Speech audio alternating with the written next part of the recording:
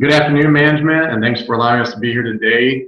Here at Foodmart, the team that you're about to have present before you includes Hutcheson, Matt Delk, Ray Carnicelli, Eamon Khalifah, and Jonathan Fuentes. What we did was we reviewed our year-over-year data and made a graphical presentation to be able to show and justify different inferences and suggestions that we will make to you that will help you make decisions on how to expand our top-line growth, as well as expand or cut our product offering, as well as potentially look at different regions in which we may need to close stores or open stores. Having said that, let's go ahead and jump right into it.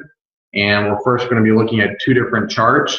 The first chart will discuss the top 30 products per store, per region. And that's going to show us and basically tell us essentially what our top revenue generators are. And then we'll look at the direct opposite, and that's actually where we will spend most of our time here at the start.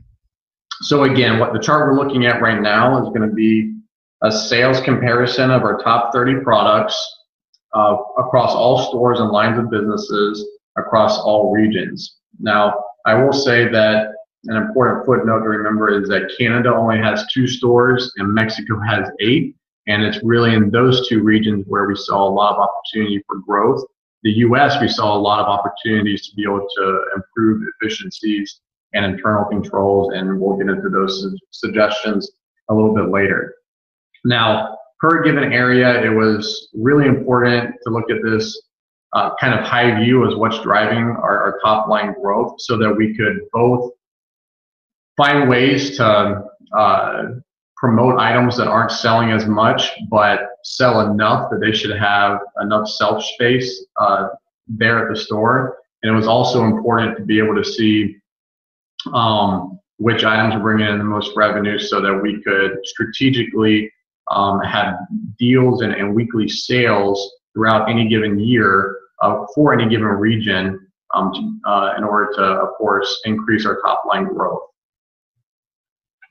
Taking a look here at the next chart, this chart is going to show, again, a product comparison of our top 30 lagging products. So these are the top 30 products that bring in the least revenue for us, again, across all regions and all lines of businesses. But we specifically want to draw your attention to some trends that we were able to figure out, and that's mainly with the demographic of men, and specifically in Canada and Mexico. Let me get that right there. Okay.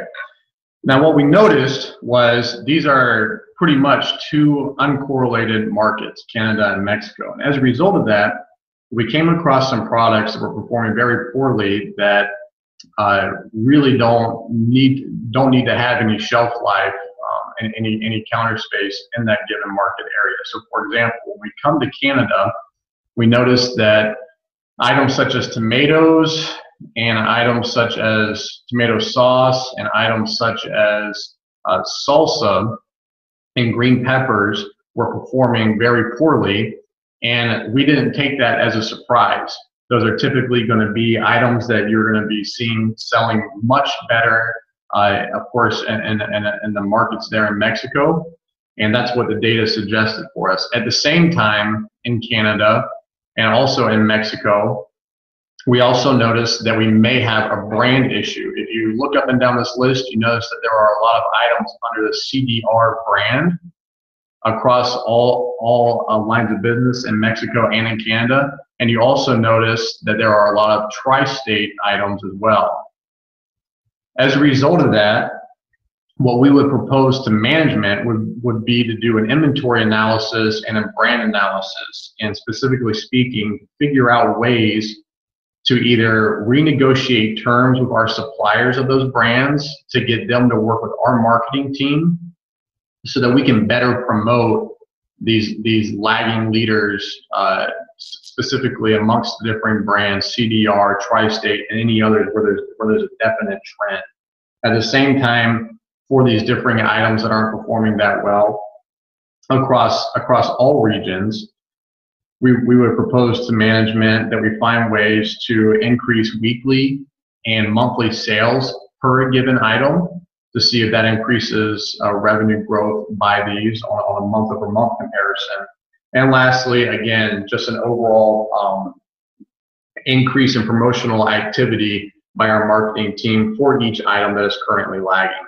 We think that most of the efforts in this area should be concentrated on brand evaluation, so that way we can figure out if there's something not working well with a current supplier and some terms need to be renegotiated. And if that's the case, then we'll reach out to them and take it from there. For the next segment of our presentation, Matt Delk is going to come along and take it from there. So I'll go ahead and pause right here and let Matt come on. Hello, everyone. As Drew said, I'm Matt Delk, and I'm going to dive in here to our next chart. What you see here is the top 10 products, and this is being filtered by the total children in a household family. As you can see, 1 child, 3 children, or 5 children. And this is just to get a little disparity in the data. But what we wanted to do here was look at different demographics, such as the number of children or marital status, or if someone's a homeowner or a renter or other. And looking at these demographics, we couldn't see a lot of trends other than if you look at 1, 3, or 5 children in a family, you'll see things like Great English muffins, which you see here, cold remedy, and mom's roasted chicken, things like this. And all 3 of these categories, 1 child, 3 children, or 5 children. So what we would suggest to management is to look at trends such as this and increase promotions or marketing efforts to households with children, either 1 or more. That way that we can continue to sell these items at a high level. Moving to our next chart, you'll see a year-over-year comparison of 1997 in blue, 1998 in red. And what we wanted to do here was look at the stores, specifically like store 13 that you see here, with a large gap in between the revenue in 1997 and 1998. And this is a big cause for concern because revenue dropped drastically in that year for the store. Also, if you see these filters over here, looking at Q1, store 13 is still the same way, but by narrowing down when this happened and going even further from quarter to even months maybe, we can make a recommendation on what stores need the most help and how to help those stores to get their revenue back up to where they were or even better than in 1997. All right, now I'm going to pass it on to our next presenter. Thank you. Thank you. This is Khalifah. I will talk about the relationship between the revenue with our customer income on each region. Here we have 7 regions with 8 income brackets. As we notice here, from left to right, the first 3 brackets, it's a low income. The one in the middle is the medium income, and as we go to the right, it's high incomes. And we conclude from this chart, the low income category, they are more spending, and they are the one who generate more revenue to the store. And it's obvious here, Northwest, Southwest, and Mexico Center, they are the most area where they are generating the revenue. It's more than 85% of the revenue. And from the 3 lowest regions, they are the Central West, Mexico West, and Mexico South. The one in the middle, it's Canada West.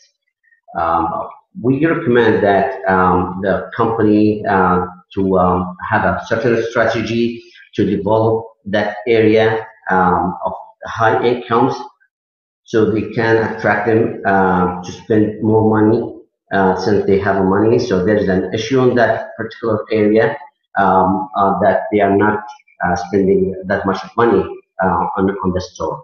So now I will pass to my next colleague.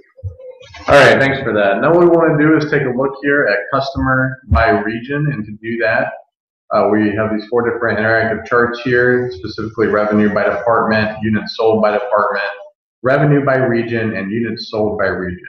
And what we specifically want to take a look at is mainly the opportunity that we continue to see in our Mexico markets, specifically focusing on the differences between Mexico Central, which is this green area right here, and Mexico South and Mexico West. What we noticed was that on any given matrix that we tried, we noticed that Mexico Central outperformed both South and West combined by nearly more than double.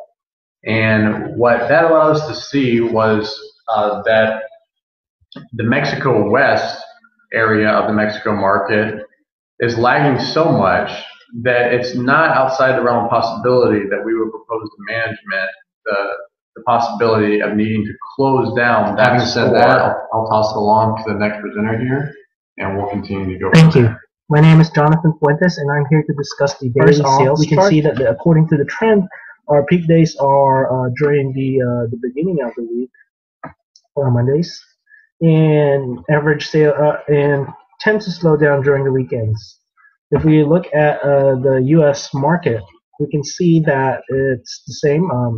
We have our peak on Mondays, Saturdays and Sundays are slow days. In Mexico, almost the same. Monday is our peak days, with Saturdays and Sundays being our slow days, and also Tuesday. And in Canada, the trend is kind of different. Wednesday shows that it is our peak day, and Thursday is our slow day. Now, with this data, we can actually compare this against with the staffing, scheduling in any particular store or a country, or however we want to slice it up. And with that, we can actually look to see if our scheduling is up to par. Are we adequately scheduled on slow days? With that, I will move on to the next presentation, and I will give it to my colleague. Thank you. I'm Ray Carnicelli, and I'm going to be talking about the grocery store space allocation here at Foodmart. And the three areas that I want to talk about today are space, revenue, and profit. In our first chart, we'll see the average square footage by space category. And as everyone here at Foodmart knows, we separate our stores into three different areas: frozen food, grocery, and meat. And you can see the average square footage here in chart 1. Percentage of store by space category, and this is average across the franchise. 19% of the space is committed to frozen food, 13% to meat, and 68% to grocery. So we're going to use this information to analyze how we build new stores and how we set up our existing stores, considering the limited store space that we have. Looking at the total revenue, and as we know in the grocery business, revenue is kind of a tricky subject. We're all driven by profits, and we've got profit charts here as well. The reason we want to talk about revenue is even though some items are not large in profit, they are large in revenue. We do use some products as loss leaders. We price them at low profit margins to get people into the store where they might buy some of the higher profit items. So when it looks to looking into the revenue category, even though grocery is only 68% of our space, it's 90% of our revenue. Similarly, frozen is 19% of the space and 9% of the revenue. And meat takes up quite a bit of space at 13%, accounts for just 1% of the revenue. When it comes to profit, we used our standard profit margins for frozen, meat, and grocery, with meat being 6%, frozen being 4%, and grocery being 2% profit margins. And as you can see on our percentage category here, the frozen accounts for 18% of our profits. Similarly, in line with the space that they consume, which is 19% and 9% of the revenue. Whereas meat, 13% of the space and only 2% of the profit, while grocery, 80% of the profit. And what we're trying to demonstrate to you here is the decisions that we make on store space have a direct implication on the profits that we turn around. We would advise looking at ways to drive the meat sales because they are higher profit, but we do have to take into consideration of the store space that meat does take up.